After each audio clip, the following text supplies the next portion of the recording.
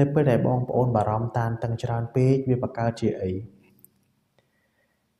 វាបង្កើតបានជា chronic stress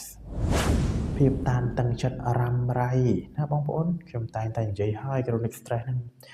កាលណាភាពតានតឹងចិត្តរ៉ាំរ៉ៃចូលមកអត់ចម្លែកទេដែលបងប្អូនមានអាការៈឈឺក្បាលរ៉ាំរ៉ៃអត់ចម្លែកទេដែលបងប្អូន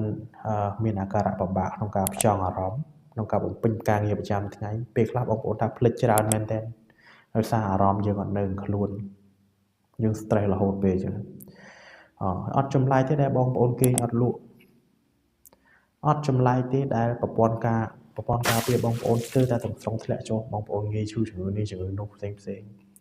អត់ចម្លែកទេដែលប្រព័ន្ធរំលាយអាហារបងប្អូនអត់ល្អទៅជាឈឺកាពះអាស៊ីតកាពះចេញច្រើនហូបធម្មតាអីចឹងឧទាហរណ៍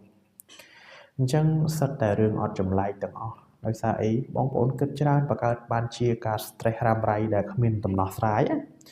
ក៏បង្កើតបានជាសញ្ញាអស់នឹងឡើង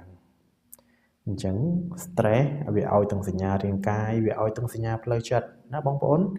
យូរទៅអាចវិវត្តទៅថប់បារម្ភអាចវិវត្តទៅធ្លាក់ទឹកចិត្តអាចវិវត្តទៅជំងឺផ្លូវចិត្តអីផ្សេងទៀតអាចវិវត្តទៅការញៀនសារធាតុញៀនផ្សេងក៏ថាបានដោយសារបងប្អូនប្រើសារធាតុអស់នោះដើម្បីរំដោះភាពតានតឹងដូចជាស្រាដូចជាបារីដូចជាអីជាដើមណាបងប្អូនហ្នឹងហើយអានឹងជាបញ្ហាហើយបងប្អូនមួយចំនួនគាត់ថាជាចុករួយសាច់ដុំតឹងកញ្ចឹងករួយស្មារួយសាច់ដុំឲ្យជាប់រហូតរួយនៅមូលហេតុមិនឃើញសោះទៅពេទ្យតាមពិតបើមូលហេតុមិនឃើញដោយសារអីបងប្អូន stress បងប្អូនមានភាពតានតឹងចិត្តរ៉ាំរ៉ៃអា stress នឹងគ្មានតេស្តឈាមណាមើលឃើញទេណាបងប្អូនអញ្ចឹងមានតែរោគសញ្ញាដែលគ្រូពេទ្យតាមដានបងទេបងប្អូនទេទើបអាចដឹងបានថាបងតាមពិតបងប្អូន stress តាមពិតបងប្អូនគេងអត់លក់តាមពិតបងប្អូនគិតច្រើនសោះឃើញទេ